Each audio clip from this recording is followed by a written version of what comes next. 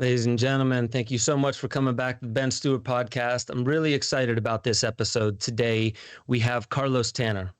Carlos is an American living in Peru, where he has been studying the science of ayahuasca and plant medicine in the Amazon rainforest since 2003.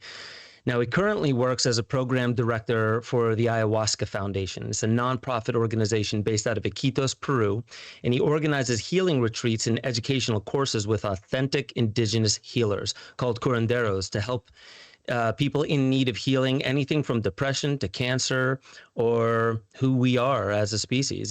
And in 2017, Carlos opened the Riosbo Ayahuasca Research Center, a modern facility located inside the, let's see if I can get this right, Allpahuayo-Mishana National Reserve. The research there was recently published in the journal Frontiers in Psychiatry, demonstrating that attending an ayahuasca retreat, not just the medicine itself, can produce epigenetic changes and significantly reduce depression and anxiety. Researching continues at the center and will now include studying chronic pain, PTSD, and changes to the gut biome as a result of attending an ayahuasca retreat. This is right up my alley, ladies and gentlemen. You'll know from my work on Psychedelica and DMT quests in the past. I can't wait to get into this conversation and all the little nuances that some of the psychedelic community seems to be missing. Let's get straight to it on the Ben Stewart Podcast.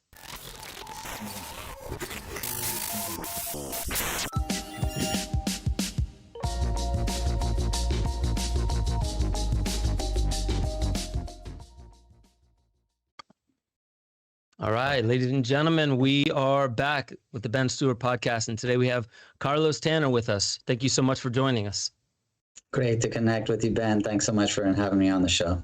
Yeah, right on. And we have Gordo over here, the Jamie of this podcast, pushing the buttons. Oh, man. Gordo. Love it, love it. So to hop right in, it was, I'll just briefly tell the story of how you and I started talking. I had an email sitting in my inbox for quite some time. I didn't see it for a while. I don't even know how long it really was. I didn't really check the date, but I noticed that I had been missing a lot of emails, just letting it go. And then all of a sudden I see your email, and straight from the start, Ayahuasca Foundation. When you mentioned that, I was like, okay, perked my ears up, and I kept reading. And then I saw the name Nick Lewis, who is a mutual friend of ours and actually working at the Ayahuasca Foundation. Is that correct? Or is that the center down there? Yeah, he's the manager of the Riosbo Research Center. Amazing. So just the short backstory is right before my now wife, Barbara, and I got married, we were just traveling the world doing Burning Man. And then shortly thereafter Burning Man, she went straight down to South America to just outside of Cusco, the Sacred Valley. In Pisac, there was a place called Sanandawasi. And she was in the kitchen working with, basically it was a woman who had breast cancer. Long story short, they were doing ayahuasca as part of the treatment there. And Nick Lewis was basically doing the music for the ceremonies. Beautiful voice, amazing with guitar, and so in the space, just an incredible human being. I can't speak highly enough about him. We connected really well, he and my wife, and he and myself. And then we just went on our merry way.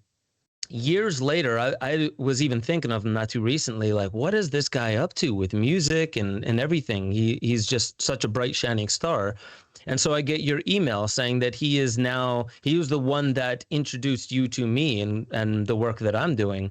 So I'm super glad that you sent that email in. And I just had to at least say that about Nick and the nice, interesting seeds that were planted so long ago before I did any of these films, at least in the psychedelic space. And it just went on its merry way until the interdimensional mycelia reached out to both of us to make this connection. Totally, and I've got a great story. I mean, Nick and I have known each other for over 10 years. He's definitely one of my best friends, and we live together. He kind of moved into my house in Iquitos, and then it kind of became his house, and now I stay at his house, even though whatever, the house is the same. But yeah, he came and did his first retreat with us in September of 2011. And back then, we were a much smaller organization. It was over 10 years ago now. And I met every single participant at the airport personally, and I led every program. I did it. I mean, I pretty much was like a one-man show. Me and my teacher, Donna Enrique, the two of us started the Ayahuasca Foundation in 2009, and it was basically just us. And I met him at the airport, and he was holding this little guitarlele, which I didn't even know existed, but it looked like a mini guitar.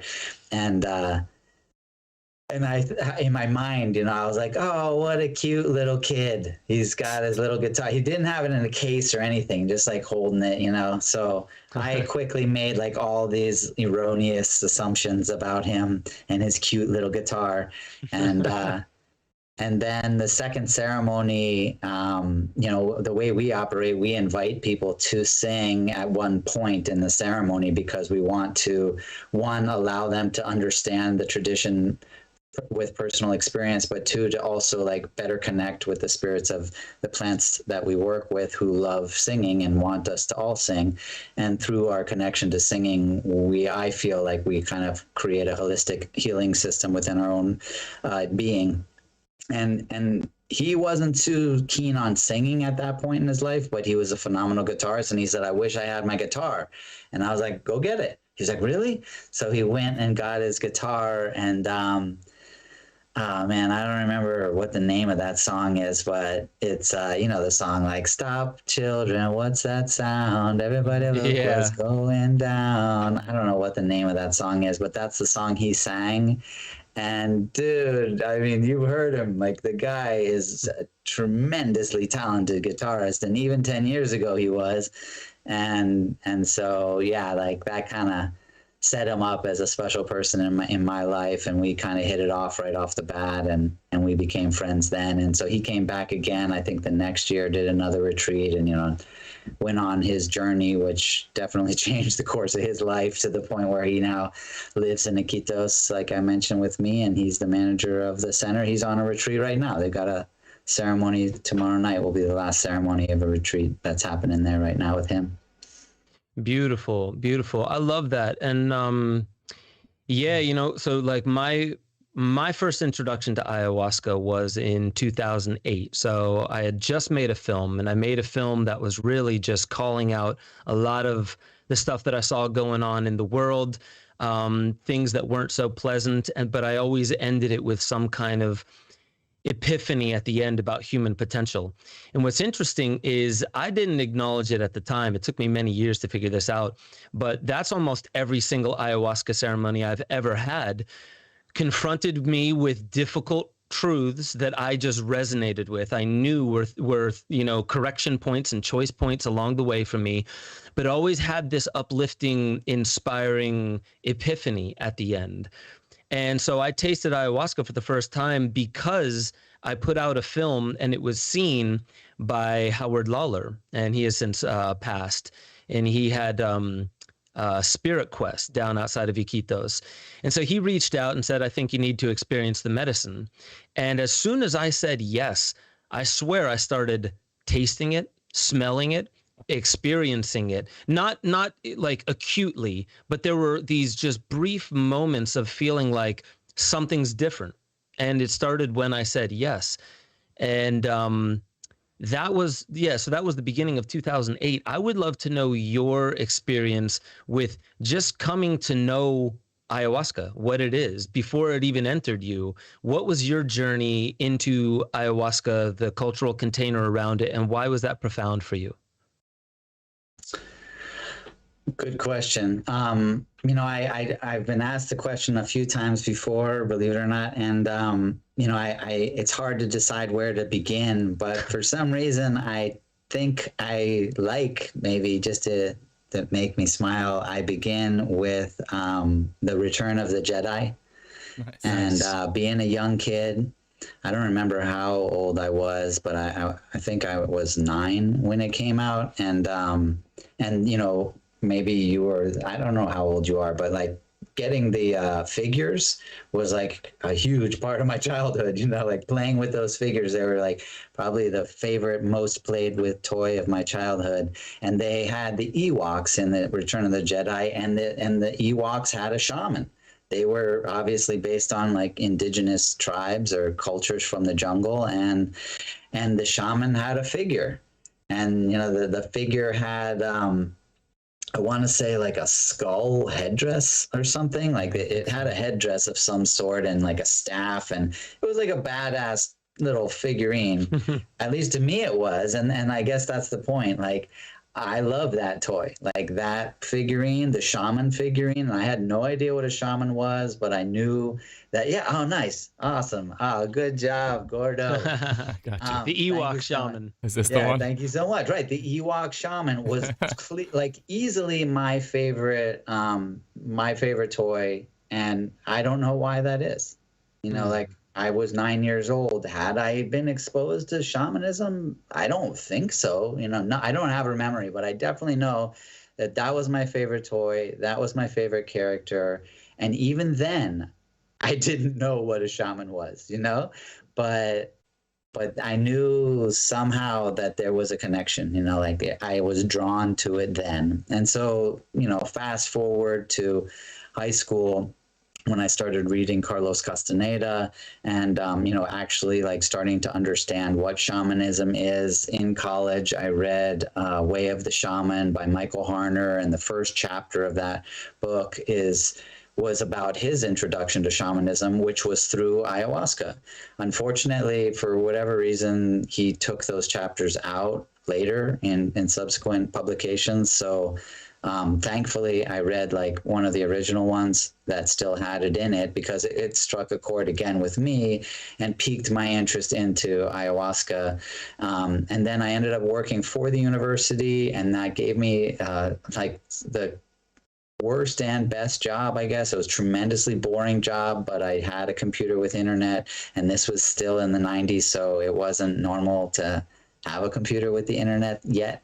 And I started researching medicinal plants, specifically ones that, were fascinating, which were definitely like in a shamanic realm, you could say. And ayahuasca was at the top of my list. I started printing them all out at the office I was working at, and bought a file cabinet, started, collecting all my notes. And ayahuasca was definitely what I wanted to know as much about as I could, so I ended up finding Terence McKenna and Allen Ginsberg and the Yahe letters, and of course, like all of the works of True Hallucinations and Terence's and Dennis McKenna's time in the Amazon rainforest. And I wanted to drink ayahuasca, like I wanted to. I actually did get to drink ayahuasca with a guy that claimed he was with the Santo Daime Church. I really hope that wasn't true, based on my experience with him. But I think I did drink actual ayahuasca, but my experience was not impressive at all. I was in someone's house. This guy was a schmo. Like, I think he was just kind of a scam artist. And I knew that right off the bat, but I was just like, so this is Banisteriopsis capi mixed with Psychotria viridis. Specifically. Let me just confirm the stuff that you're pouring right there is the stuff that I want, because you are not a reliably trustworthy person. And so for that reason, the ceremony wasn't special at all. No one had any visions. No one really had any type of experience beyond feeling awkward. But that kind of made me want to do it more, like in the Amazon rainforest. And so, now I feel like I'm rambling. So, basically I ended up graduating from college, and to make a long story short, got my career job as a graphic artist, but also carried with me a drug addiction that had been slowly developing and kind of spiraling my life downwards. And I ended up waking up in my car underwater one night, having blacked out behind the wheel because I had been doing drugs and drinking, and I drove into a river and I almost died that night. And I thankfully had the window open magically, so I was able to climb out and swim to shore. Had no idea where I was, how I got there, anything. It was a very terrifying experience. And that moment I made a declaration that I would do something drastic to save my life. And a week later, I don't know exactly, but around a week later, my good friend Lydia emailed me, and she was traveling coincidentally and happened to go to Iquitos, Peru, and happened to meet these two guys, Roman and Eugene, and they happened to tell her that they knew a shaman named Don Juan and that they drank ayahuasca with him. And she remembered my conversations with her about ayahuasca when I was at that job researching and, becoming more and more fascinated about ayahuasca. And so she decided to email me to see if I wanted to go down to Peru with her, or to join her in Peru and drink ayahuasca with her. And I took that to be a sign. And so I said yes. And when I got on the plane to fly down to Peru, I knew that I wasn't going to try ayahuasca. I knew that I was going to save my life, and ayahuasca was going to be the key to that happening, and it was. And then during my time there, the shaman Don Juan, or the curandero as I call them, invited me to become his student. He told me it was my path to be a healer, and so he invited me to live with him and his family and study with him, and I accepted that offer. And that first experience was May of 2003, and then in January of 2004, on January 4th, I moved to Iquitos, Peru, and I moved in with Don Juan and his family, and I lived with him for 4 years. Wow. It's so interesting is last week we had on Josh Trent, and when I was asking him about his journey into wellness, his name's Josh Trent, he runs a wellness force. And so he was telling me there was also this defining moment for him. It was a very defining moment. It wasn't as life or death as yours, but it keeps coming back to me that when you said, like, who really knows when this begins, our entrance into plant medicines or whatever it might be, because again, plant medicines are also just something along the way of this thing that we're all doing, this path that we're on. And I'm curious because it almost seems like when Don Juan said you are meant to be a healer, the sequence of events that had to lead up to that had to convince you that you had to be on a different path. I'm almost curious your thoughts on, if you didn't end up in that river and you made it home safely and you just woke up the next morning, would there have been as such an unequivocal, I need to change my life, as there would have been if you would have just, if you would have woken up that morning? Would you have been so dead set on, like, wow, I really need to make a change? Would you have made it to Peru? Do you think you would have gone on to do the things that you would have done? Yeah, I mean, obviously there's like a million details that you can't tell in any story. You choose the ones that seem to stick out. But, kind of a key detail was I was taking mushrooms. I was like very fond of mushrooms. I didn't feel like I needed to go to Mexico or somewhere else. Like, I was happy to take them in my hometown in Massachusetts. And I had already come up with this vision of, what if I started a church that revived the mushroom cult, and that we would have like mushroom ceremonies, and I envisioned that my role would be to travel around the world and learn from indigenous tribes all over the world, and I would document what I would learn. I would learn about their artwork, I would learn about their ideologies, and I'd learn about their ceremonies, and then we would come back and try to reenact some of them, and especially by ingesting certain substances, that would be a part of it. And it would be this tremendously like educational, cultural educational center, and that's really what we would be.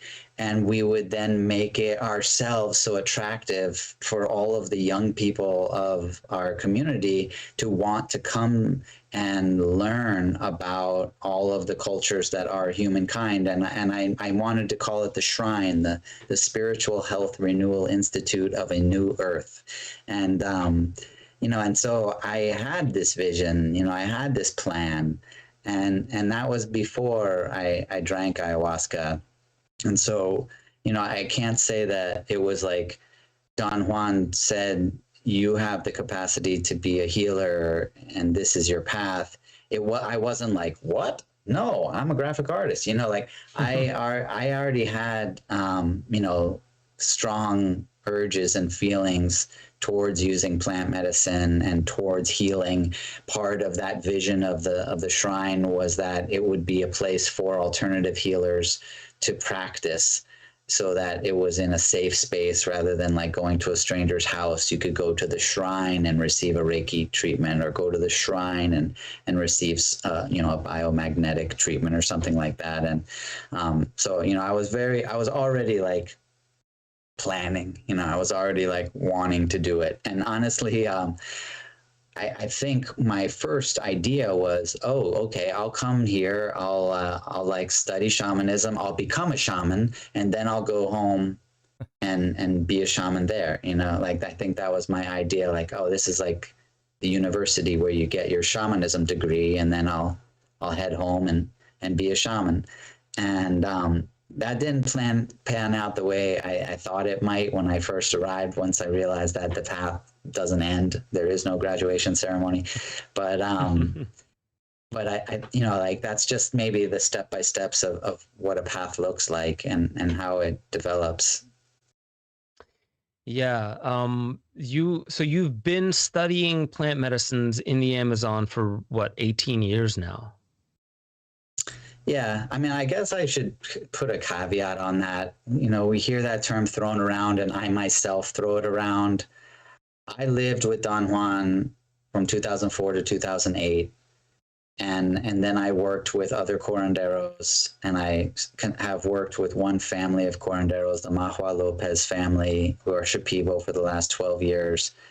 But the word study, I think it's maybe thrown around too much, and maybe I do it too. You know, it's not like going to school. You know, when you, or maybe it is. I was what school like, should be maybe. I was like, when I went to college, was I studying very hard in college? Like, I still I studied. So maybe it's totally good, but you know, the system of education is very, very different. It's a lot like an apprenticeship in the sense that I got to hang out with Don Juan. You know, my apprenticeship, if you want to call it that, I just lived in his house, and if he went somewhere, I went with him. And if he did a treatment, I sat next to him. And when he was in ceremony, I was on his side, you know, but he never like said, okay, today I'm going to teach you something. Mm-hmm. You know, that like structure of Western education was never a part of my experience. I was, you know, able to follow him around and observe him, and occasionally I asked questions, but it certainly wasn't the same type of education that we're used to. For sure. So that's interesting, because there's no like, so what you're saying is there's no real like curriculum, right? There's no like, today's class is about this. It's really just experiential. And you know, is there a certain point though you feel like I've been around it enough to where now I can facilitate more? Like how do they measure like when you're ready to be like a greater responsibility? Great question. You know, there really is none, but they're essentially like an apprenticeship, I would imagine. You know, Don Juan knew that I knew enough to do something.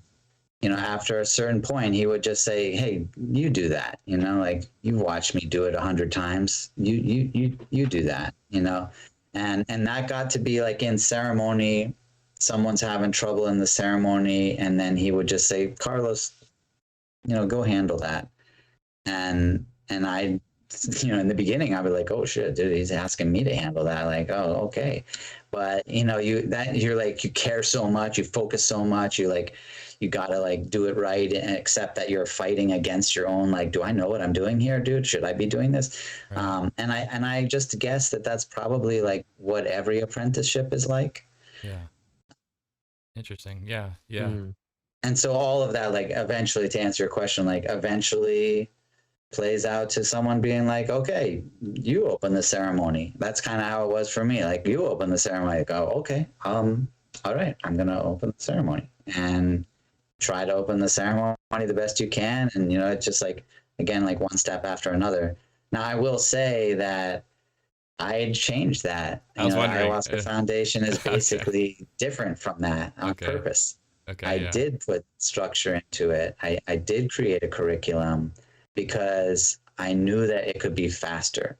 And I knew that after years of studying with Don Juan and me taking all notes, like that's an important detail, is that indigenous cultures up until really just this generation or the last, the last 40 years or so, there was no written language.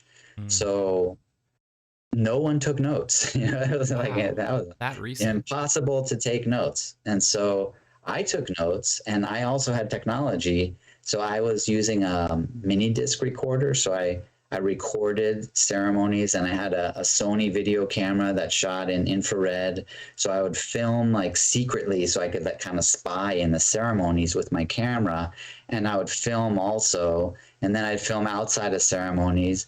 And all of it was like for me, so that I could learn better. And at a certain point, I was just, kind of organizing my notes, organizing my materials. And I kind of like stepped back and I was like, shit, man, this is like a lot of cool material right here.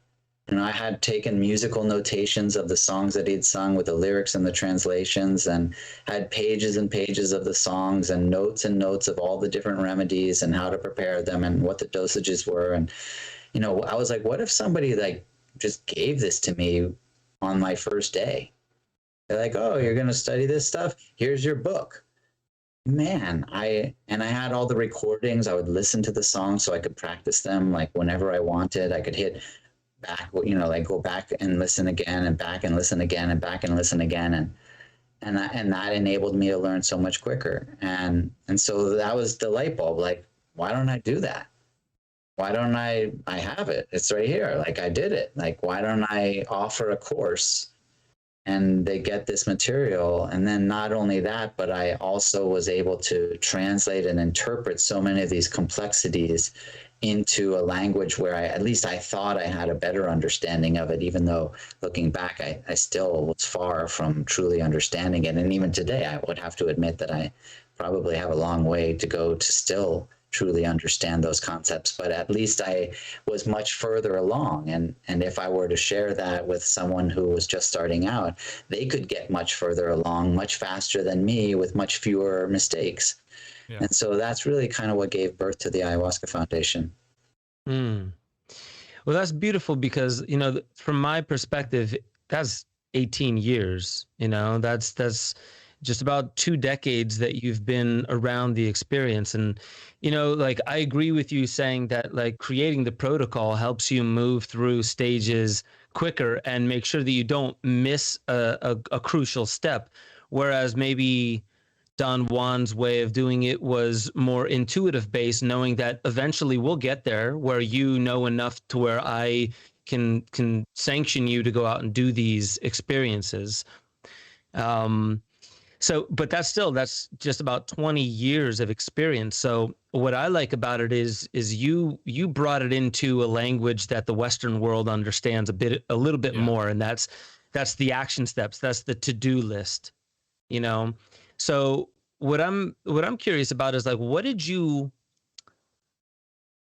learn? What do you believe the biggest lessons that you got from, like, integration and lifestyle adjustments, seeing people go through these changes when you first started to actually lead and facilitate these ceremonies? Yeah, I appreciate you bringing that up.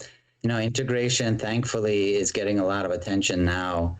I was the worst person to try to tackle integration because I lived with the shaman.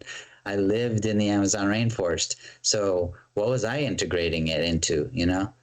I was integrating it into a life that was completely different. I didn't have, like, integration is about how you take what you learned or had experienced in the Amazon and bring it home. But my home was the Amazon. So I was already living in the other side of the world, or quite literally the other side of reality, the separate paradigm where that tradition exists. It wasn't until later that I actually started. It wasn't really until the last 2 years, because in 2019 my family moved back to Massachusetts, where I'm from and where I am now, that I actually started to really expand on integration, and I love the concept now. I feel like, I don't know, I feel like because I developed a deeper understanding of the tradition to the point that I had, that when I did really start to truly tackle the concept of integration, I was able to target the most important parts of it. But maybe not. I mean, I don't know. Maybe I'm terrible at it. But yeah, like for me, I didn't really have great advice for people going home, because I never went home. I left and never came back until just recently.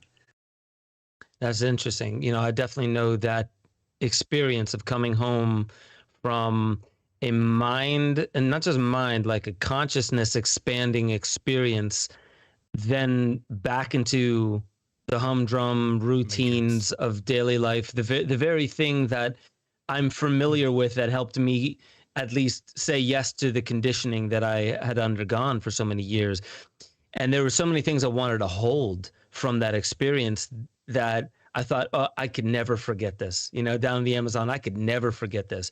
And then I get back home, and within a week of the old routine, it's just about completely reset to where it's just a whisper, just a vague memory of like, what was so profound that I knew I needed to change the course of my entire life. Integration, back in those days, I was given great advice from Don Howard and Don Robert, through Don Howard, because Don Howard was translating. But he just said, don't expect everything from yourself. Don't expect that you're going to go home and everything's going to be changed. Expect that you'll go home and there will be a time of confusion, and breathe through it. Ask close friends that are sensitive to your sensitivities. Ask them for, advice, guidance, things along those lines. So I would say, like, for me now, though, that's anything in life as well. We have to integrate if we've had a big experience, no matter what. So integration is a really powerful tool for us to understand. Did you ever have problems with people who had left, gone back to their life, and then contacted you and said, like, what is this weird trip I'm on? It won't stop. Did you get anyone who felt like their life was falling apart afterwards and they needed your guidance? No, I don't have a recollection of that, but certainly people like went back, kind of like what you were describing. I was coming from a background of drug addiction, so, that I could relate to drug addicts maybe more than other people with other problems, although there was a lot to tie in there, and hopefully we'll get into that more. But it was common that someone would be a drug addict. They'd have a transformative experience. They'd go home and then they'd be like, fuck, I fell off the wagon, man. And, and that was almost like routine, to be honest. It became like an expectation that was going to happen, which helped me to prepare future participants to say, hey, there's a good chance that you'll end up like falling off the wagon. You just get back on it and like you just stick with it, like, because that was the cool part about it, is that people would contact me then a year later and be like, hey, I'm good, like, yeah, I had to go through that, but like I figured out how to make the right changes. Sometimes it was 2 or 3 years later, but almost everyone that came down, like, did eventually get to that point where they wanted to be, or certainly a better place to be. I do want to throw in one detail, though. I can't even believe that I forgot it. But yeah, my first experience was only 5 weeks long, and I didn't just move in with Don Juan, that day. I went home I still had my whole life. I wasn't just going to be like on a phone call, like, hey, wrap it all up there. I'm staying. So I did go home. I was living with my girlfriend at the time. You know, there were some like key elements of my life that might need my attention. And I had this powerful experience in the Amazon, and no one gave me any advice. So I told every single person I met.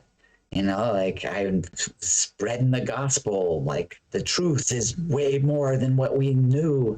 And no one wanted to hear it. And everyone thought I was crazy. And I had already accepted the offer. You know, I was like gonna move back. I was gonna move in with this guy, and I was gonna live in the Amazon rainforest, and I was gonna study to be a shaman. Like that's what I was gonna do. It made so much sense. But now on the plane, it didn't make as much sense. And talking to people, it didn't make sense to them, that's for sure. And they were like, dude, you're crazy, you know? And I started to think, yeah, that is pretty crazy, huh? I guess you don't really do that stuff. You don't like move to the Amazon rainforest and live with a shaman. Like, what are you talking about, dude? You've got a career. You have like people like, what are you doing?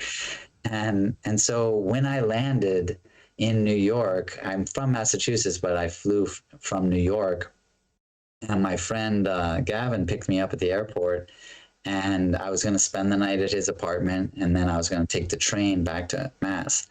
And on the way to his apartment, he told me that my girlfriend had already moved out of my house, and that she was like seeing somebody else. And I was like, oh, well, that makes that easier, you know? But I was kind of like, I don't think I'm gonna go back. Like I was kind of chalking it up to jungle fever or something. Like, man, I think I was just crazy. Like it was almost like telling the story. Like at one point I thought I was going to move down and live with this shaman. Like that would have been the story, you know, how I thought that once. Yeah.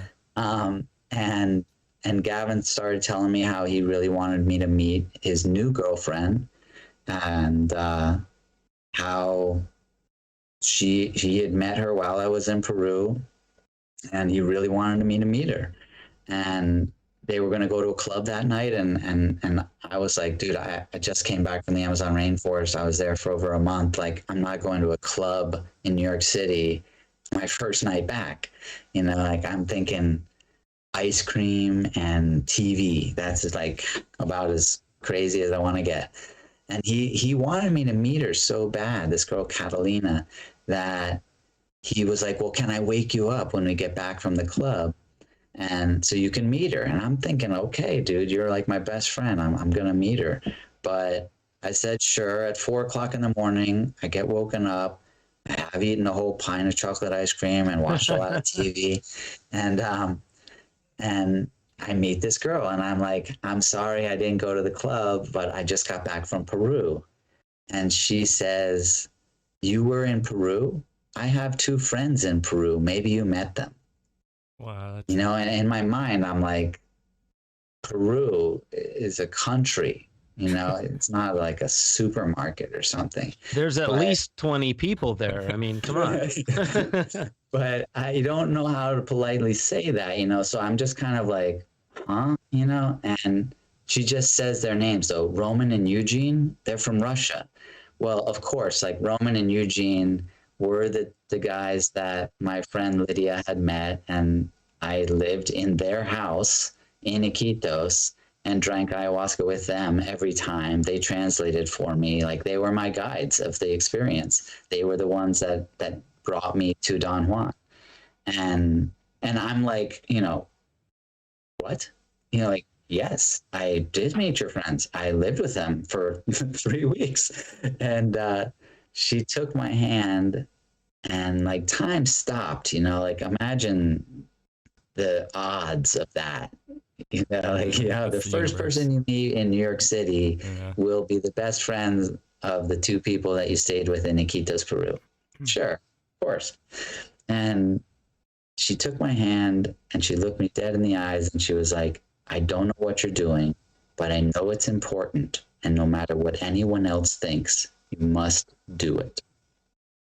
Wow. And I just looked up and gave a thumbs up, like, got it, And like, yeah, I wasn't fucking crazy. Like, this is happening. This is bigger than me, bro. Yeah, everything I thought that I should be doing, I definitely am doing, and got back on track. And yeah, and then the next day, they split up and they weren't together anymore. Like, it was like God had sent her to deliver the message, or something. Like, Yeah. I don't know. What I would love some mathematician to like actually figure out what the odds are of having that interaction happen. But yeah, so I get like the troubles and the difficulties of what happens when you do come home. But then after that, obviously I did move down there. And so it became like kind of different for me, to say the least. But yeah, I don't remember if there was a question in there. It comes to mind the Krishnamurti quote, "It is no measure of health to be well adjusted to an insane society."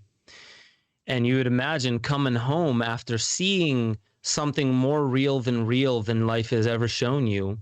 And you come home and the synchronicities need to be just as big. These reminders, these things that call you back to being like, you weren't crazy. You aren't crazy.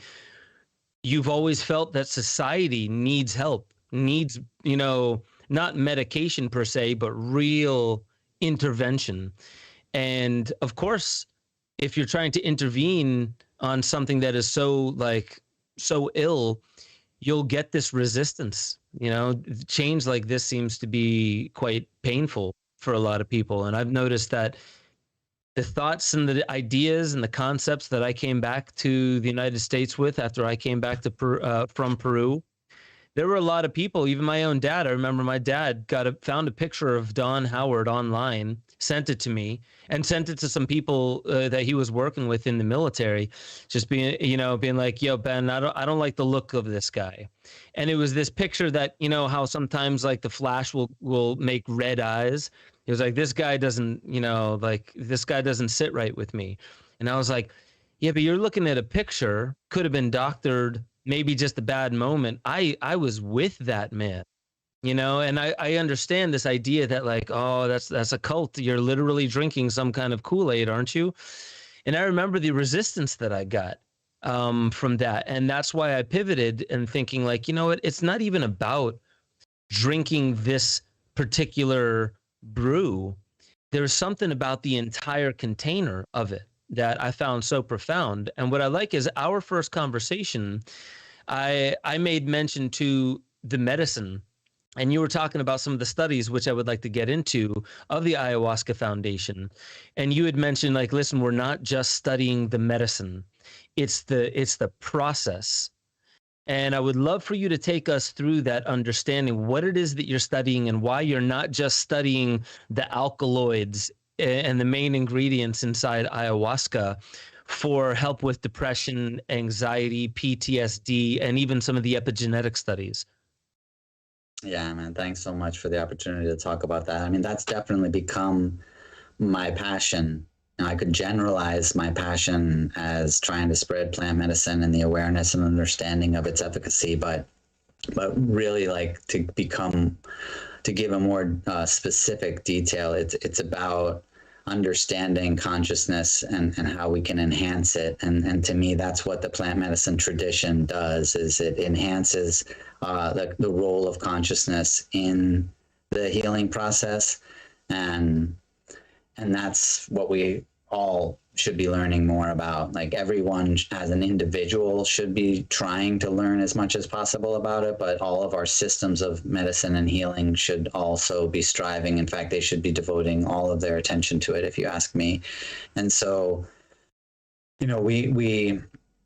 we look at our paradigm, and the Western medical paradigm is very material based. And so we look at chemistry, and we look at biology, and we look at chemical interactions, and we study them. And honestly, like, our scientists are masters of that. Like, I'm not criticizing that at all. It's clearly a very, very important part of reality. It is the low frequency energy part of reality. And it's not to be demeaning by calling it low frequency, like just ice is low frequency. That doesn't make it less valuable than vapor. You know, vapor just is higher frequency water, and liquid is the middle frequency. But material is the low frequency. That's like what makes solid energy. And on the flip side, the indigenous paradigm is the higher frequency paradigm. And so they're not concerned with chemicals. They're not concerned with biology. They're concerned with spirit. They're concerned with non-material elements. And both of those are very, very important and essential parts of our reality. And I think that the coming together of them is definitely going to be the future that we should strive for in our understanding of health. So when I see a headline that is a typical headline in Western medicine, it's usually, this drug does this. And in our experiments too, like we know that the double-blind study is like the gold standard. And we also know it's the gold standard because it does the best job of removing consciousness from the process. Mm-hmm. That's the whole point of having the double blind, right? And so it's kind of bizarre to me that we are like, I mean by the Western world and Western medicine, recognizing the power of consciousness, but yet responding to it by hoping to remove it. You know, like, let's just see what these chemicals do without thought. And that's just not real. You know, like, thought is there, and it's clearly powerful, and it should be used for our activation of medicine, our enhancement of medical effect. And that's what I'd love to see. And so the tradition, to me, the indigenous tradition, why I love it so much is that it does involve consciousness. It is centered around consciousness. The medicine is activating or enhancing our power of consciousness, but it's the consciousness that's doing it. Ayahuasca doesn't do something for you, at least not the way I look at it. Ayahuasca expands our ability to do it ourselves. Mm-hmm. You know, ayahuasca didn't transform my interpretations of my childhood trauma from detrimental victimhood to beneficial empowerment. That didn't just happen because I drank ayahuasca. But what ayahuasca did was amplify my awareness or reduce my sensory gating, so I had access to more information, including my childhood memories, such that I could see and understand the childhood trauma that I had received or experienced in a way that I reinterpreted. I fixed the inaccuracies of my childhood interpretation that had led me to believe inaccurate personal truths that infected the dynamics of my relationships. And I transformed that interpretation to be more accurate, which ultimately replaced those detrimental personal truths with beneficial truths, basically saying that wasn't my fault. I thought it was my fault for all this time, and because I thought it was my fault all this time, I thought I was a bad person, and because I thought I was a bad person, I pushed away anyone that wanted to love me, and because I pushed away anyone that wanted to love me, I didn't give myself love, you know, blah, blah, blah. The infection spread into all the dynamics of my own self-perception as well as the dynamics of my relationship. But I transformed that when I reinterpreted the experience because I was able to truly look at it in an expanded awareness. The expanded awareness was provided to me by ayahuasca.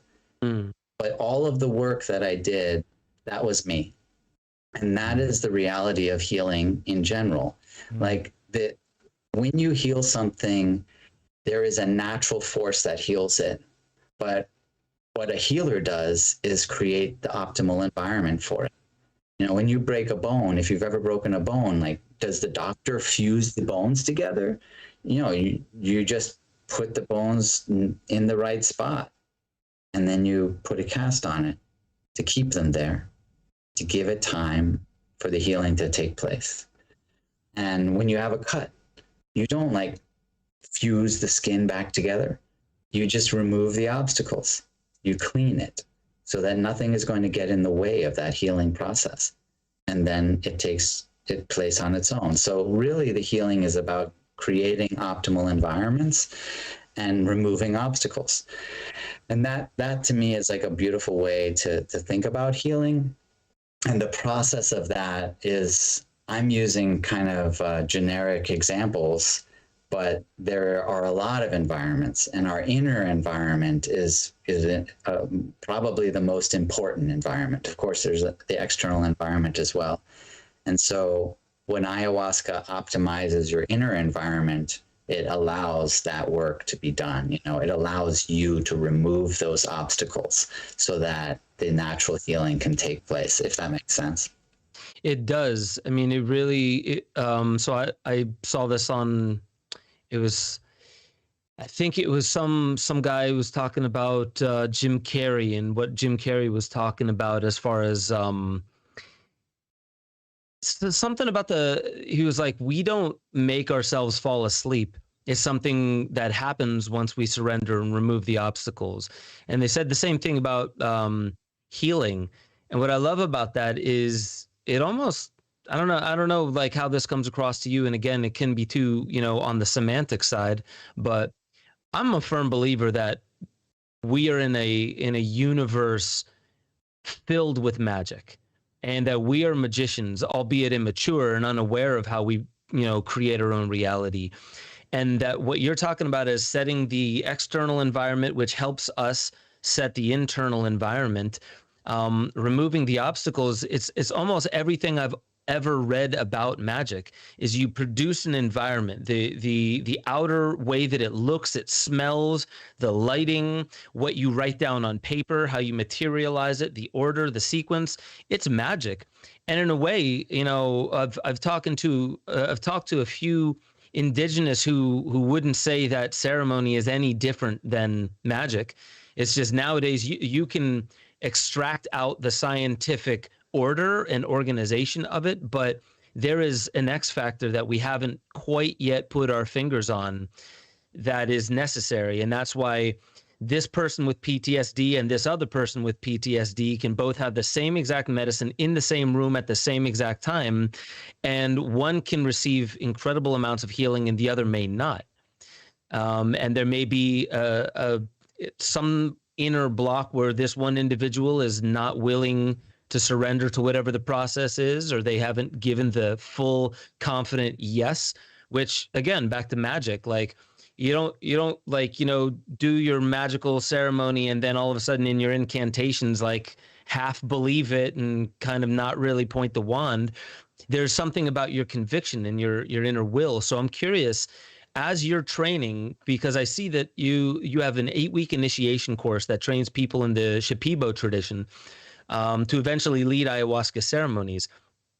How do you train that X factor or the understanding of that, hey, I'm not healing, I'm just helping the environment and helping you remove some of the obstacles so we can probably more reliably arrive at the healing that you're looking for? How do you train? How do you put this into a protocol, a to-do list? Right. I'm sorry. Yeah, I mean, and to tag onto that, Carlos, specifically, because this is something I haven't done ayahuasca yet, the ceremony, and something that I think a lot of people have this question. Is part of the same questions Ben asking, but tagged on. How do you help people surrender? Because I think that's such a critical thing that Ben is talking about. Is you can have the same type 2 people, the same background or traumas, but one could heal and one doesn't. And the key factor is one surrendered and one doesn't. Because that's part of my concern is how do I surrender? How do I give up fear of control or Go ahead, though, please. Yeah. No, it's brilliant, man. I mean, it's just great to have conversations like this. So first, I mean, maybe we can break it down a little bit. We keep saying ceremony because I know for me, like if you say ayahuasca, you mean ceremony. Clearly, we're talking about ceremony.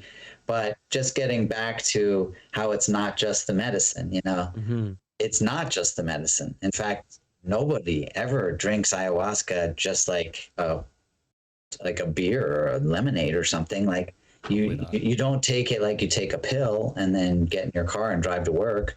Like you have a ceremony, and that's a key important detail. And you brought up the research. In the language of the research, it doesn't say ayahuasca does this. It says ayahuasca ceremonies in their traditional setting. That was like important that language be part of the headline of the research, because it is a fact that ayahuasca ceremonies, the ceremony is not just nothing. It's a complex practice of rituals, ideologies, and methodologies. And to me, ideologies is like how we shape our inner environment or optimize and enhance our inner environment, and methodologies is how we optimize and enhance our external environments. And when you have ideology and methodology surrounding the use of a medicine, then according to the quality of the ideology and methodology, you should be able to enhance the effectiveness of that medicine. And that is exactly why ceremony procedure has developed and why it is still always a part of the ingestion of ayahuasca. And right off the bat, if we just want to break down ceremony, we in the West have ceremonies. We don't have very many, but we do. Wedding, that's a ceremony. Maybe baptism might be a ceremony. Funerals are ceremonies. But we know that there's a particular type of behavior that is kind of required if you're going to a ceremony. Like we already have an adjustment. If we know that we're going to a ceremony, there is already an ideological and methodological adjustment. We are different. We might know that we should be careful of how we present ourselves. We might be more mindful of how we treat others. We might have terms like respect and reverence and sacred. Those might be qualities that we try to live up to more than we would if we weren't going to a ceremony. So right off the bat, you can kind of start to see how just even the word ceremony starts to shape the way that we think and the way that we act. Now, an ayahuasca ceremony is surrounded by an immensely beautiful ideology. It's an ideology that puts the earth as our mother, and that we are a cell in the body of the earth, and that nature takes care of us, and that all plants are living beings that have consciousness, and that we can communicate and connect with that, and that there is this wisdom that is unfathomable and this power that is unimaginable, and that it cares for us because we're a part of it. We're the child of this Mother Earth, and all of that is not necessarily articulated, but it is expressed in that way. And so when someone walks into a ceremony, there is this influence of that. And when you're in the presence of a curandero, the curandero is like a living embodiment of that truth. It's not an ideology for them. It's not like an worth analysis. There is no other option. It is the truth. It is that deeply set. And within that truth comes a trust. A faith is inherent in that truth. If you know that you're in the presence of your mother who loves you unconditionally, then you trust that she will take care of you. You have faith, an unshakable faith that she will take care of you. And that rubs off, when you're in the presence of someone who knows something so true and has so much trust and so much faith. It is contagious. You recognize it in them, and inevitably you begin to raise your own level of trust, your own level of faith. And so to get to like the point of surrender, in my mind, I'm imagining the trust fall. Like, how do you get yourself to let yourself fall, knowing that that person behind you will catch you? And not everybody can do that.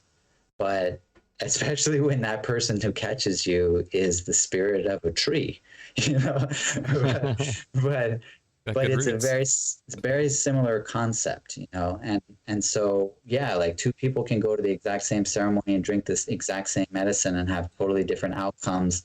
The example I often use is that two people can get on the exact same roller coaster and sit right next to each other side by side and have quite the literal exact same experience of that roller coaster ride. And they get off, and one says, that was the most terrifying experience of my entire life. I will never do that. Not only will I never ride that roller coaster again, I will never ride any roller coaster again. And from now on, I will be much more mindful about taking any risky behaviors for the rest of my life. And the other person will say, that was the most thrilling, exciting experience of my life. I can't wait to do it again. I'm going to go do it right now. And then I'm going to ride as many other roller coasters as I can. And I will definitely be increasing the amount of risks that I take for the rest of my life. Now, I'm obviously using some extreme examples, but I think that they're relatable because one person responded with positivity, I'll call it, and the other one with negativity. One person had their sensations interpreted as excitement and joy, and the other one had their same sensations interpreted as fear and you know, I don't know what the other word is, disappointment, but clearly, like, it's not just the experience. And so if you can enhance a person's level of trust, if you can help them prepare themselves to lean away from the fear and towards the acceptance, towards the trust and the faith, then you have an increase in your chances of having the best outcome come from the ceremony in this case. Does that make sense? It does. It does. And it was very well put. I would love to know, the epigenetic studies really inspire me. So in the Frontiers of Psychiatry was the journal that it was in? Correct. Okay, I would love to know more about that paper and exactly what it is that you were looking for and what it is that you're finding as well on an epigenetic level, and maybe just explain a little bit to the audience, refresh their memory on epigenetics. What does that mean? Right, thank you. Yeah, I guess it's Frontiers in Psychiatry, not of Psychiatry, but okay. Awesome. Good job again, Gordo. I feel weird calling you Gordo. You know that means fat in Spanish, right? That's right. It's been a nickname. Ben calls me. I have many friends who do. It's cool. I'll just stick with Gordon, I think. No, that's all right. I'm owning it.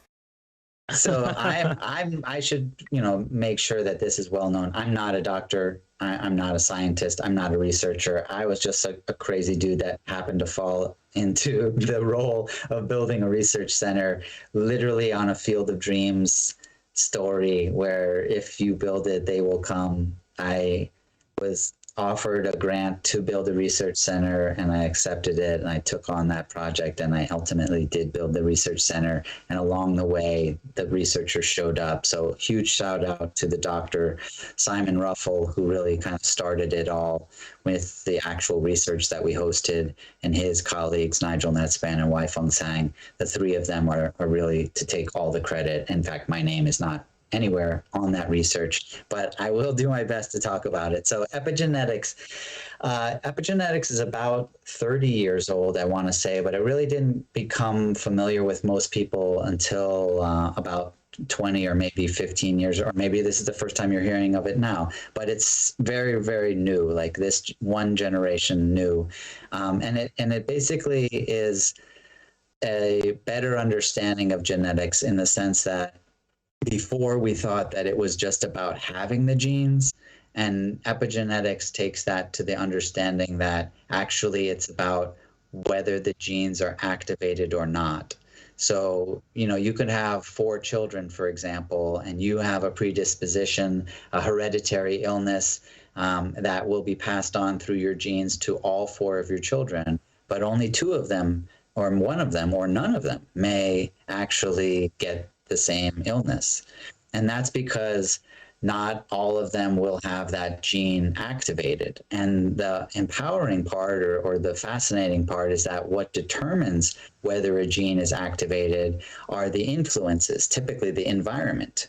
And so in the same way, and maybe I can tie this into a metaphor, which I love to do, a tree will produce fruit, and all of those fruits are seeds. And then all of those seeds will fall onto the ground, But that doesn't mean that all of those seeds will grow into new trees.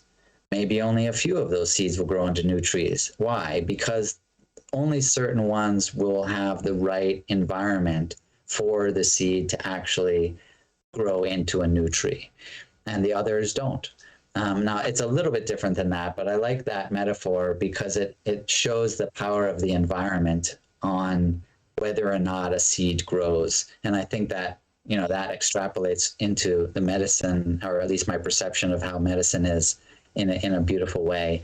But the inner environment can have the most influence over the activation of a gene. And so that literally means that whether or not a gene is activated is in our hands, or rather in our minds. And so looking at the activation of genes is going to provide more information than looking at whether or not you have the gene. And the gene that was specifically looked at in this research was the Sigmar-1 gene, which had already been found to be correlated directly to how we remember traumatic events. And so people that had trauma in their life, or severe trauma, often had activated Sigmar-1 genes. And so you could like see the genetic activation is directly correlated to the trauma. And for that reason, that gene was targeted to see what the effects of attending an ayahuasca retreat would be. And sure enough, after attending an ayahuasca retreat, that gene was deactivated. And so that suggests that the trauma was resolved. Now, to me, I would look at it from the top down in the frequency. So I believe that like the trauma was resolved on the consciousness level, you could say in spirit or in mind, and then the expression of that in the lower frequency became the activation, or in this case, the deactivation of that gene. You know, so that's my point of view. I know that that's kind of the backward point of view, that Western medicine, being a materialist paradigm, might say, oh, you know, like if you change the brain chemistry, then you feel better. You know, and I guess I want to look at it a little bit differently, that I think it goes both ways, probably. You know, you can change how you feel when you change the chemistry, but also if you change how you feel, it will change the chemistry. Mm-hmm. Yeah, that's interesting. The last film that I completed was DMT Quest with John Chavez, and that was one that was awesome, all. Man, I watched it. It's a fantastic job. Good. Yeah, thank you. And that one, you know, just for the audience who may not have seen it, is about endogenous DMT and understanding endogenous DMT, but also just understanding that, like, if we are consuming something and it has a noticeable effect on us, that means that we have receptors for that. You know, that means there is some function in some way that we have already accessible to us. So I find that really interesting. And ever since I started reading Robert Sapolsky, I started getting really interested in epigenetics. And to be honest, you know, in my experiences in ayahuasca specifically, more so than any other plant medicine, and that is also because I feel an affinity towards the ceremonies of ayahuasca, you know, quite a bit more than others. Also Icaros. I love Bwiti music. I love, you know, these kinds of things, but there's something specific about ayahuasca ceremonies where I always felt like there would be a point where I or somebody in the ceremony was purging for something bigger than ourselves. And there was healing that was happening in the room that was bigger than the room or the sum of the people, the sum of all of the individual parts. There was something bigger that was happening. And I know that doesn't, you know, one-to-one parallel to epigenetics, but the interesting thing that I've found is that, at least scientifically, we like to start with the most humble, you know, what does the evidence say? If you can't Google it, it doesn't exist, almost to that extreme. And there's something about the belief that I started realizing it at least gave me, I don't know, like a reason to push through some of the hardest moments in the medicine, realizing that this is for something bigger than me. This could transform not just, my children, and my children's children, but maybe even go back up the line towards my ancestors. So I don't know if any of these concepts, they probably don't seem, wild or wacky or crazy to you, but that's why I really appreciate that you are looking into epigenetics. And I want to let you comment on that, but I want to make sure that we save some time to talk about this bioluminescent tree at Noya Rao. So I just wanted to, I wanted to place that on your radar that question's coming. Awesome. Yeah, I love that. I love talking to you, Ben. I love what you just said too. I have had, without a doubt, like a personal experience that was ridiculously challenging and fascinating. And I guess that speaks to the magic of ayahuasca, where even like the most brutal ceremony can be fascinating at the exact same time, where you're like, I'm so fascinated that this is possible. Yeah. But this sucks, It's gonna come out of me. Like the worst experience of my life right now. But man, it's incredible that I can have this experience. And for me, that experience was literally like seeing all of my ancestry, like not just seeing, being. Like I became my ancestry and saw all of their trauma and all of the horrible things that they had done. None of it was about the good things, it was just like. And then I would puke, and then like the next I'd like finish puking, and then I'd be like a fucking pirate or something, like, oh my God, and then I'd like puke all next time, like, an African warrior, rape and pillaging and shit, and then I'd be like, oh my God, like It was just like going back and back and back into multi-generations of, I don't know if they were my life. I at the time felt like they were my lineage. But I don't even know. Like, I don't know if I'll ever answer that question. But I know how it felt afterward, and it totally felt like, fuck yeah, I ended it. Yeah, dealt with that. Like it ends with me. Nice. And my children and all of the future familial lineage that comes from me will not ever be affected by that. And so, like that you, I think you kind of said it before, like what a ceremony feels like, and maybe like what it feels like now in our life. And not just you and my life, but like big picture of the world right now. Yeah. But I mean, for me, man, sometimes you go through the shit for a long time. That's an amazing reason where you've ended it. That's an amazing reason to purge or to surrender. Like kind of hitting back on earlier, like if I can surrender and handle this and get through this, it can really heal not only mine, but as somebody who I truly trust, who's really fully immersed himself in this world, like I'm healing not only myself, but an entire lineage or this something that's so much bigger to me. Like that's a really strong fucking reason to surrender. So I don't know. I just wanted to put that out there because I'm looking for good reasons to surrender, and I know a lot of people are, but like for me, that really resonated powerful because, like I can imagine how much we don't realize how much of that baggage is with us, and I couldn't imagine how you, like you just said, feeling that be lifted. It probably feels pretty good. Yeah. I just want to throw in there, like, it gave me chills when you said it ends with me. I think those words have been spoken a lot on ayahuasca about the exact same thing, because I've said those exact words.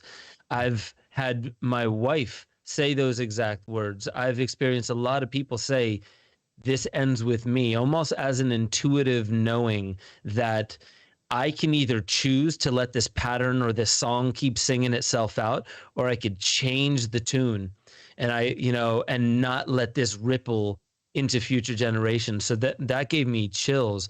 And, also thinking, Gordo, what you're saying is there's like this moment of yes, where you're like, I know I'm going to try it and I'm scared. I'm nervous. The one thing that most people I've heard say is, I don't want to feel like I'm losing control. I don't want to lose control.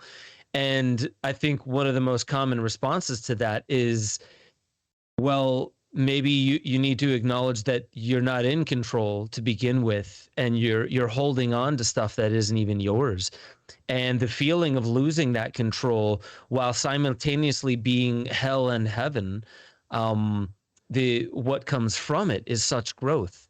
And and at least for me, I've realized afterwards that it's like the pain and the pleasure of ayahuasca and the ceremonial container is inconsequential to the growth. They're temporary, and but the growth, it does some kind of expansion. And so again, we tangented and went away from the bioluminescent tree, but I really wanted to say that because there's something about this medicine that it's this medicine and the container and how it comes to us in these generations now that is bigger than we can conceive of, but it doesn't require us to conceive of it. We just have to say yes, and a solemn yes, a real sacred, reverent yes. That's me. That's my humble learning, on this path since 2008. Well, it seems like it knows us much better than we know ourselves. I mean, all the feedback I've gotten from people who talk about it is like, it's only our arrogance and our ego that think we know more. This knows us so much deeper than we know ourselves, truly, going back to not only possibly this life, but previous ones, or however you want to describe that. So it's like, look, man, like, you're in good hands. You just got to trust it and try to enjoy the ride. But like, yeah, the only resistance comes when the ego tries to know more, or you try to control it. And a lot of that is like, yeah, just learning more. The more you learn about the mother ayahuasca and get trust and this familiarity with it, the more I can imagine for you, like, being so immersed in it, it becomes so easy then I should be like, yeah, like, this is my truth. This is definitely what's going on. But it's always maybe a discipline too. I mean, it's a journey, I don't doubt. But yeah, if you want to speak up there, please. Yeah, man, I think that's probably the greatest misconception. Okay. At least for me in my life. I'm not a maestro. I'm not a Shipibo curandero leading ceremonies 3 times a week, every week of my life, So I did a 10-day retreat in July, and fuck, man, that was huge for me. Like, I learned a lot. Life goes on, Like you don't just heal and then it's over and you're good forever. Like, no way, man. I'm a father. Like, when I started this whole thing, I wasn't married. I didn't have a family. Like, there's a whole nother world of like craziness in how you understand the world and yourself and your place in it and all that. But just to like wrap it up. So basically, like, I go into a ceremony, I don't feel like I'm any more prepared than anyone else in that ceremony. Like, we're all going to do our best. And that's like my best piece of advice for you, Gordon, and for the whole world listening. You can't do better than your best. And so no matter where you're at, who you are, whatever obstacles are in your way, whatever challenges you face, you just do your best. And when you go into an ayahuasca ceremony, you just do your best. And if you can't surrender 100% or whatever, if you get down on yourself or you're proud of yourself or whatever the fuck happens, you are who you are. And if you feel like you're trying your best and you're doing your best, can't beat that. There is no better than your best. And that's all we can do, and then you'll finish the ceremony and you'll look back at it. You'll put together the memories you have, and you'll learn the lessons that you did, and you'll be a different person. And then next time you'll have a different level where your best is at, and you just keep going and keep going and you keep going. So do I think there's a better me? Fuck yeah, man. There's definitely a better me. And there's no way to compare my better me to your better you. Like, we're all just measuring against our own personal yardsticks. It's impossible to have a measurement between people, just like you don't compare trees, So you just do the best that you can. I don't think you'll ever get to a point where you're like, I got this, I'm all set now. Like, if you are, you're probably not going to a ceremony. Like, you don't need it anymore, Anyway, let's get into it. Bioluminescent tree. It is called Know Your Bow. Yeah. Dude, it is, I mean, to me, it's the most fascinating thing. It has revolutionized so much of my own thinking. And yet I am also willingly about to enter into a realm where everyone listening will be like, yeah, that dude is crazy. Noyarao is a state of consciousness that is expressed in trees. And yeah, that's what I just said. And it is equivalent to being an enlightened being, but the tree version. And it is quite literally enlightened in the sense that it is a bioluminescent tree. The tree leaves glow in the dark, and the seeds glow in the dark. And I think that it is just a regular tree species. It's not a species. In fact, we've had botanists from Kew Gardens come to look at the trees that we have at our school, and they do not also think that it is a unique species. It is not like the species that determines its bioluminosity. It is something other than that. And they couldn't figure out why. Like, they had a theory that it had something to do with an interaction with a fungus, like a bioluminescent fungus, because there's familiarity with bioluminescences in funguses or mushrooms. But they couldn't understand why it only targeted that tree when the tree was in the middle of the forest. Why wasn't it like anywhere else but that tree? And what was the tree doing? And so I guess all of that is still in the material realm, like I'm talking about, like all the physical attributes. But doing a dieta with the tree and to try to like rush through that, a dieta is the heart of the science of curanderismo or shamanism in the Amazon rainforest, which allows curanderos to build specific relationships with specific plants. It is like a contract of love and sharing, and where you give your energy, your commitment and devotion to a plant spirit, and in return the plant spirit shares with you its gifts and its wisdom and its power, really.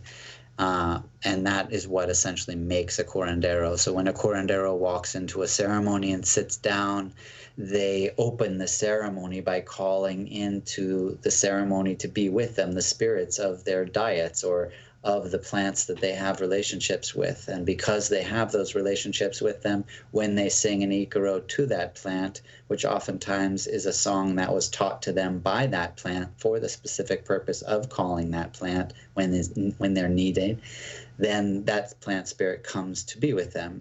Just as if you call up your friend comes to help you. And so a curandero is someone who might not have personal power so much so as they have power through friends in high places.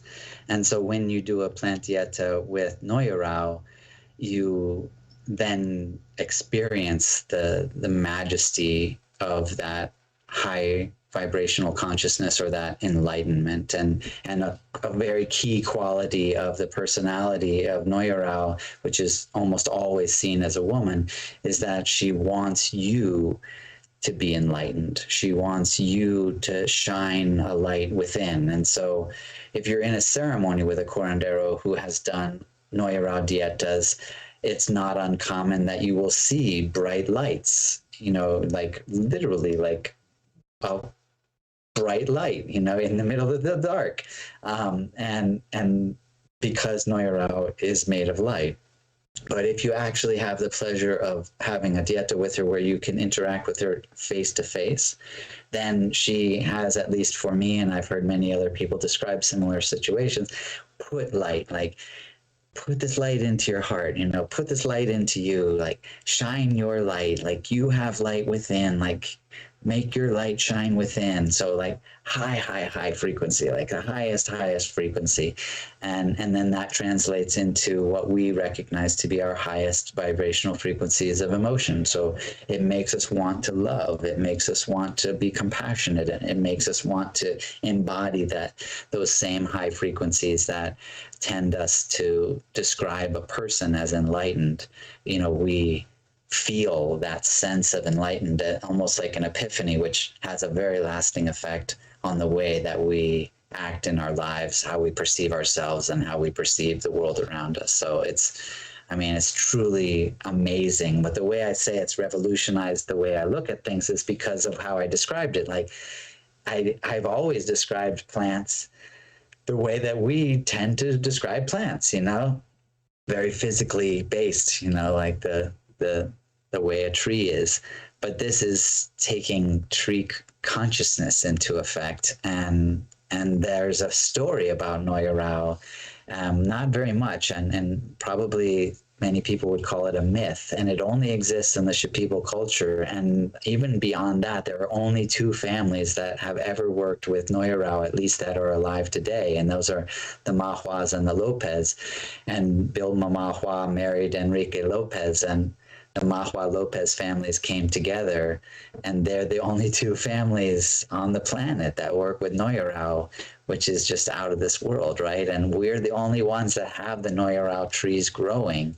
And the story of how Noya Rao at least came to be in today's age was that Vilma Mahua's father, Benjamin Mahua, who just passed away, unfortunately, was gifted a pipe and told it was made of a Noya Rao tree, but he never saw the tree. No one had ever seen the tree because it was believed that the trees had gone extinct. There were these myths and these stories about the bioluminescent trees of old, where your great-grandfather would die at those trees, and that how they were grand maestros of a power that we can't imagine, but that they went extinct. And here was this pipe, and he had a pipe, and he began to diet just the pipe, which is another way to diet a plant, although it's not the common way. And through that, he became this grand maestro. He became friends with the Noya Rao tree, but he'd never seen the tree. And he shared that pipe with his family members, and that's how the Mahua family became the one singular family that worked with Noya Rao. And he gave it to his daughter, who was born after his first Noya Rao dieta, and so she became the first traditionally initiated Shipibo maestra, because typically that would be for the men only. And she then met Don Enrique and shared the pipe with her husband. And when he dieted Noya Rao, though, using that same pipe, this is like 40 years of pipe diets, and he saw the tree. And those are Noya Rao leaves around that cup right there, which is made of Noya Rao, the cup itself. He saw the tree. Like, he was like, the tree, for real. Like, I think I know where it is. Like, I think I could find it. And he did. And then he bought that piece of land, and then we built the school around the tree. And then, though, we started having students diet Noya Rao, and then another tree appeared. I mean, I want to say we found it, but we didn't find it. It illuminated. It attained is what it really felt like. And then another tree, and then another tree. And here's where it gets even crazier. So, the Ayahuasca Foundation, this was in 2010 when the tree was first found. And then 2012 was when we opened the school, actually, like at the trees, and at the singular tree at first. But Don Enrique Lopez and Doña Vilma were working for me. Doña Vilma got pregnant, had her own children, so she left. So I brought Don Enrique's brother in. Then we built the Riosbo Center. I brought Enrique's other brother in. So at one point, all three Lopez brothers were all working at different centers of the Ayahuasca Foundation. And that enabled them to make more money. And so Rono, who you see there, pictured there, he... in the bottom right is Rono, and the bottom left is Enrique, and that's Bill Man Enrique in that picture in the middle. Thanks again, Gordon, for doing that. And he made enough money to buy his own piece of land, and he bought his own piece of land, and he built his own house, and eventually he built his own ceremony space, and he started doing ceremonies on his new property. And he had been dieting Noya Rao. And then a Noya Rao tree on his own property illuminated. And by that, I mean, like, that tree was there. He lived there for a while. And then it illuminated. And That's a crazy story, right? Yeah. But he had Neurao, he had dieted Neurao, so he had that frequency of consciousness. And when he held his ceremonies, he would bring that frequency of consciousness in. And just like the stories that we've read, or some of us, if we've studied Buddhism, like the Buddha would go and to a town, sit on a hill, and like twirl a flower, and a person would become enlightened.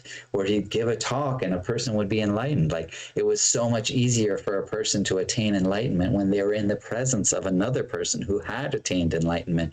And I literally feel like that is what is happening, and what we've been a part of for the last 12 years, or 12 years, I guess. And it's just super duper fascinating. So that has led me to the whole backstory behind that, which is, how did it go extinct? What happened there? And so I don't have the answers. I'm fascinated by it, but I love thinking about it. And so part of me wants to think, well, what if the Spanish coming brought this low frequency consciousness through their own ignorance and lack of respect of nature and indigenous culture and wisdom, and that low frequency consciousness infected the Amazon rainforest such that the highest frequency couldn't maintain its height? Or perhaps it infected the humans in their ability to see that frequency. Like, we have our visible spectrum, and that is the limits of what we can see. So maybe we just couldn't see the Neurao in its illumination anymore because our own consciousness had been lowered. But for some reason, I want to connect it to the invasion of the Spanish because the timing did seem to align. Like, somehow, like these stories of old, well, our great-great-grandfather was this Grand Maestro who used to die at Neurao, and there's still these lingering stories in the Shipibo culture. And yet the tree disappeared. It went extinct, and now it's coming back. And also that seems to tie in with how we also have kind of come full circle, we being humankind as a whole, where there was a point where we viewed indigenous culture as primitive and that we felt superior to them, and that the Amazon rainforest was simply a huge resource for us to take, and that we didn't convey any wisdom upon the forest, and we didn't see it as important. But now we don't view indigenous culture as primitive. In fact, we actually kind of view ourselves as primitive, and we look to indigenous culture as the holders of the wisdom that we need to regain our balance. And we look to the Amazon rainforest as the source of life and energy and oxygen of the earth, for us to regain the balance on a planetary scale. And maybe by us now transforming our own ideology, our own consciousness, we are able to see the bioluminescence of the tree again. Or maybe we have also contributed in the raising of our own consciousness to the raising of the forest consciousness that allows the enlightenment to take place once again, so that certain trees can attain it. First thing I want to say is, sounds like Avatar. Pretty incredible. I definitely thought of that. Second part of that is, like, what if they were hiding? Like, now we're trying to come up with human concepts around what happened, but I don't believe that also we're not meant to seek our human concepts for what happened. And, my thought process is, what if these trees were like, okay, stop standing out. Let's just turn into one of the other trees, right? So we, the tallest poppies, don't get cut down. That's one thing that comes up from me. But I just have to at least pause and reiterate for the audience what incredible, like, even Hollywood or non, or kinds of fiction stories that could come from this idea, this concept that just as many of us are on this path to enlightenment, we strive for this thing that we term enlightenment, even though many of us who use that term really don't even know how to wrap our minds around it. And the idea that there are potentially these trees, these highly intelligent beings that maybe they went extinct. Maybe they just stopped, glowing, like you said, and we stopped being able to see it, or the vibration got, pushed down, or they hid for so long. But the fact that they're starting to crop back up could mean that they, like, in this, let's say in this narrative, could mean that they are attaining enlightenment, or it could mean that they are like, okay, now let's shine the beacons again. Let's start bringing the light back, because humanity is finally starting to open their minds to the fact that what science institutions, and just prior to that, religious institutions, have been telling us for so long is that we hold the power to God and God's kingdom, and we'll show you how to do it. We have sanctioned authority over it. And I'm kind of curious, in your original email, you sent to me some topics that we could potentially discuss. And I want to end on this one. You said the massive movement of awakening to the potential of plant medicine over the last decade and where it's heading. I feel that everything that we're talking about right now, we could try and like create divisions and separate them out into their own little compartments, but something is definitely happening on the planet. Post 2020, that's part of it. People are looking for answers. They're looking for, some way that they fit into this new story that's emerging.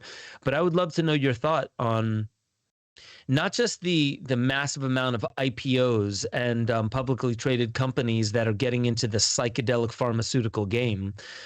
I would love to know your thoughts on the awakening to plant medicines being more than we previously have understood, at least coming from the Western, more allopathic, reductionist approach, that we are all separate. We can, break everything down into its root chemical reactions and put a math formula to what reality is. I want to know your thoughts on this. The awakening, as you put it, the mass movement of awakening to the potential of plant medicines and where it's headed. Totally. Well, I mean, a very interesting point for me, and again, like, I'm totally personalizing it and maybe just tooting my own horn and maybe just blowing smoke up my own ass. But, we found the trees, like Don Enrique found the trees when Don Enrique and I came together to create this course.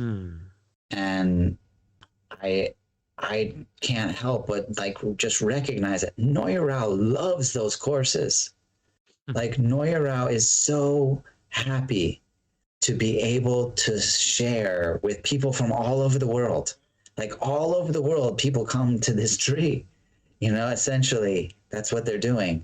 And they gather there for 2 months, every 3 months. We have a course, and all these people from all over the world come to that tree, and they devote themselves to surrendering to the wisdom of nature, and that tree is the channel through which that natural wisdom or the wisdom of the earth is transmuted to the part of it, which is, I feel like, obviously an incredibly important part of the earth, which is the human race. And so there is an agenda, without a doubt. I think that Noya Rao is certainly serving that agenda in my observations, very, very in my face, really. But ayahuasca clearly has an agenda. When I did ayahuasca, whatever it was, 18 years ago, it certainly wasn't well known. Now it is so well known that I posted a clip on my Facebook page at one point, which was Brian Stelter, is that his name, on CNN, saying that what do we do when you have one party that thinks rationally and the other party's on a never-ending ayahuasca retreat? Wow. And I was like, what? So ayahuasca is known. That's a guy who needs it. Ayahuasca is out there. It's not even like, have you heard of ayahuasca? It's just, do you think you'll do it? Or when, or have you? And it is so, like, the spectrum of psychedelic promotion is so insane. Like, Mike Tyson has his own, like, promotions of psychedelic therapy now. people from every walk of life are coming out of the psychedelic closet and admitting that psychedelics have played an important role in their lives. And the majority of those people are not talking about ketamine, and they're not talking about MDMA. In fact, I don't even know why those are included as psychedelics, but they're talking about mushrooms, they're talking about LSD, they're talking about ayahuasca, they're talking about peyote, they're talking about San Pedro, and they're talking about iboga.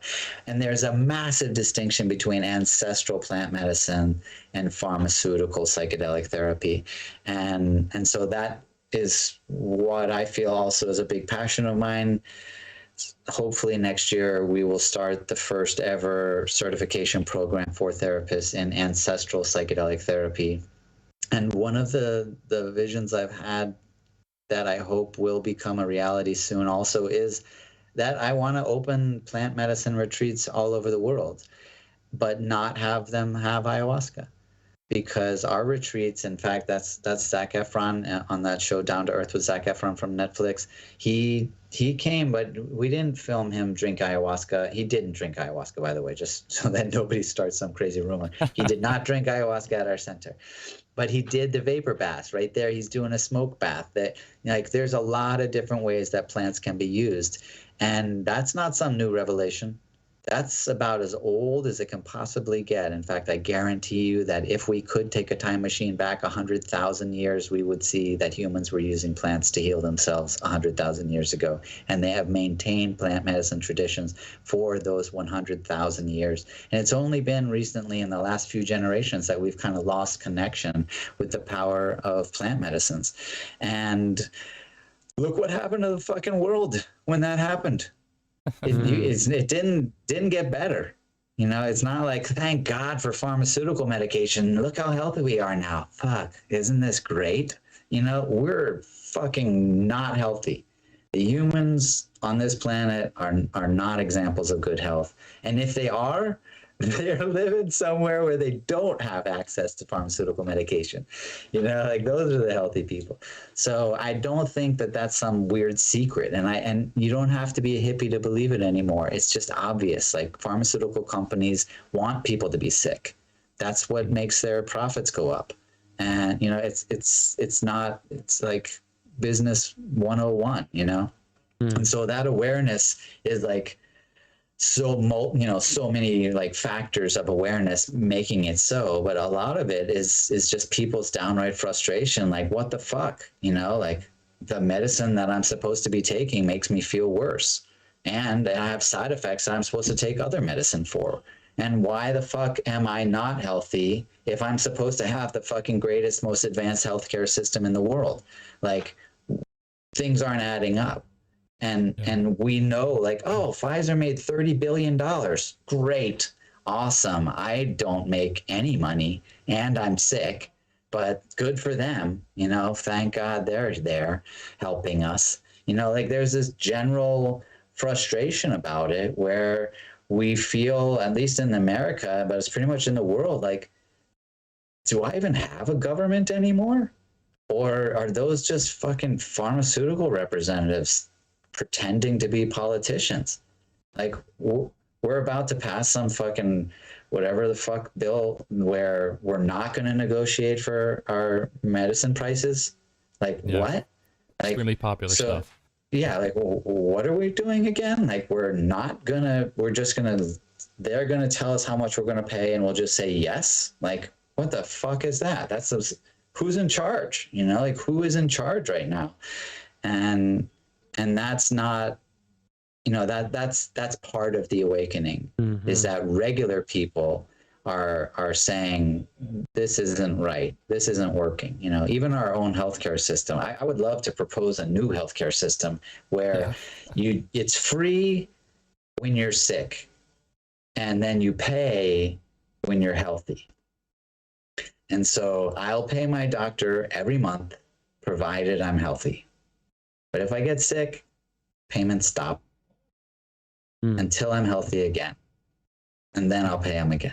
It's like reverse You think insurance. that doctor's going to be like, hey, man, you better be eating healthy. Hey, brother, like I want to put a down payment on a house, so don't fucking get sick. Like, avoid this activity. Definitely change your behaviors. Are you exercising regularly? I just want to check up on you. Is your well-being okay? You know, like, people are going to be teaching prevention hardcore. And if you are sick, they're going to be like, how do I get this person healthy? And I don't mean just healthy for a little while. I mean healthy forever. I never want this paycheck to stop. Flip the incentives. Yeah. Totally. Yeah.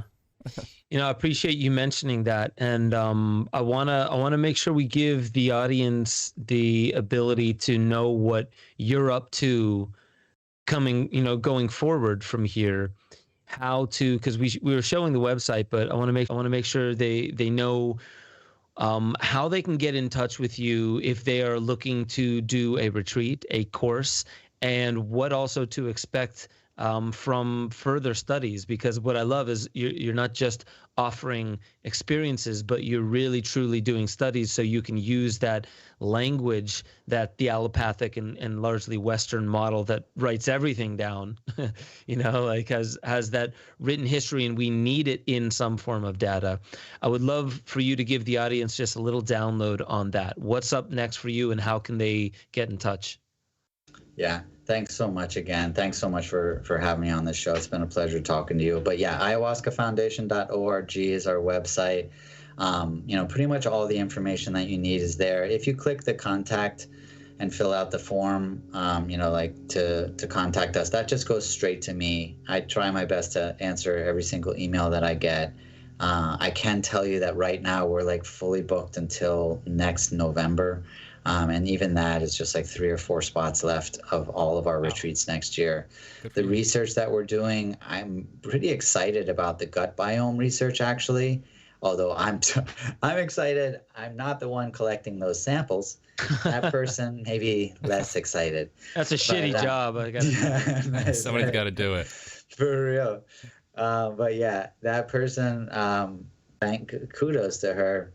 Yeah. Iona, she'll be collecting the poop samples, but I think it will be groundbreaking, and even if it's not, like, the fact that we're doing it, at least we're starting to recognize the importance of gut biome, and that to me, I just feel like we're coming into a whole nother level of understanding, and gut biome is becoming like a popular topic. And what gut biome is to me is it's kind of like a tip of the hat or maybe a giant thank you to nature. It's like, thank God we've got all these tiny microorganisms that are actually taking care of us, that are actually the backbone of our immune system, that aren't us, and that is this collaboration, and that we have a dependency on natural elements and other living beings, and they're inside of us, like all of these concepts are the seeds of an ideology that I would love to see a much stronger revival of, which is our own ancestral ideology that puts the earth in its proper place as the mother of all beings on it, or us as the cells in the body of the earth, and thus sharing in that same energy and that same wisdom, although on an infinitesimal scale, and that kind of aligns things the way that it is intended. So I'm really optimistic, to be honest, about the future. I'm excited to be alive, and I love that I get to feel like I'm a part of something wonderful. Hear, hear, man. How inspiring. I appreciate that. Yeah, very inspiring. And me too. I'm quite optimistic about where we're heading in the future. I know that a lot of people who come to watch this show, they come not to just hear what's breaking down in the world, but what's breaking through. And I think, one helps give the other weight and force and effect. When I first started making films, a lot of it was showing what I believe to be the illness out there. But I would always end by not disempowering people to think that the answers are all out there, and like, look at the politicians, we need to change their minds, and God knows what the elite are up to, and blah blah blah. But showing that the thing that matters most is that we understand the choices that we can make, and we take them step by step. and we do them diligently and with reverence. And what I love about that is everything that I've heard from you is the excitement of where this work is going. And when I say this work, it's not just what most people are seeing with the psychedelic movement, because what most people are seeing with the psychedelic movement is probably the direction of pharmaceutical psychedelic directions. But what I see that's happening with you and the Ayahuasca Foundation is really going deeper, understanding the power of the songs. As you said earlier, the songs themselves are a holistic healing system. Maybe next time we have you on the show, we'll get deeper into that, how powerful that is. But I just have to say, I really appreciate the way that you speak to your research as well, because as much as it is directly in line with what most people who are interested in psychedelics, is directly in line with what they're looking for, it's also still on the fringe of what most people in the psychedelic movements are actually talking about. The massive amount of rhetoric out there is still surrounding the iboga? You mean ibogaine? How do we reduce it down to something that we can actually patent, put it into a pill so you can take it? Oh, and maybe we'll also remove all the psychedelic effects of it so you don't have to deal with the pesky difficulties, right? All the ordeals that plant medicines bring you. You can just take two, forget about it, go home, call me in the morning to show me that your depression and PTSD is done with. I like that you are seeing that this needs to be approached in a different way, and it goes deeper than just the chemicals themselves. So from me to you, thank you for what you've dedicated yourself to over the past 20 years, because I know it's changing a lot of lives, but it's also updating the language that drastically needs updated. And my mind is literally blown apart into 1,000 pieces from these Noya Rao trees. And with that being said, the very next opportunity I get to go down to Peru with you to simply stand in the presence of one of these trees, I will take that. That is a firm fuck yes. So you please let me know when that could be a possibility. And thank you so much for gracing us with your presence on this show. Dude, again, thanks so much. I would love to do a round two, man. I'm already thinking of all the other stuff that we could have talked about.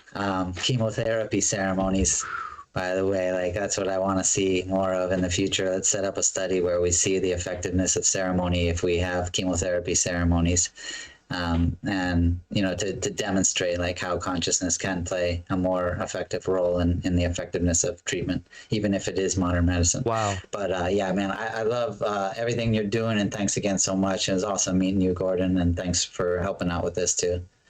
My pleasure, guys. All right, ladies and gentlemen, we do this every single Thursday at 5 p.m. Eastern time. I love the fact that you guys are so active in the chat room. Thank you all so much. We got Marlon Terdu saying, thank you, Carlos. Keep up the good work. Really, this is such a pleasure to be in a field where we get to speak about fringe topics in manners that aren't really just trying to turn into clickbait. We're really trying to get to the cornerstone of where most people are coming from when they're looking for healing, when they're looking for answers outside of the normal narratives that are thrown at us. So thank you all for entrusting not just myself, but Gordon, all the beautiful and amazing guests that we have on this show, where we can tell it straight, we can be humble about what we don't know, and we could just have these joyous conversations. So I just want to say thank you. It is because of all of you that I do what I do. It's one of the biggest reasons, besides having kids, a wife, and just loving life, that gets me up in the morning. So thank you all so much. I'll see you next week on the Ben Stewart Podcast. But for now, I'll just say happy trails, and remember to say yes to what's really calling you in life. And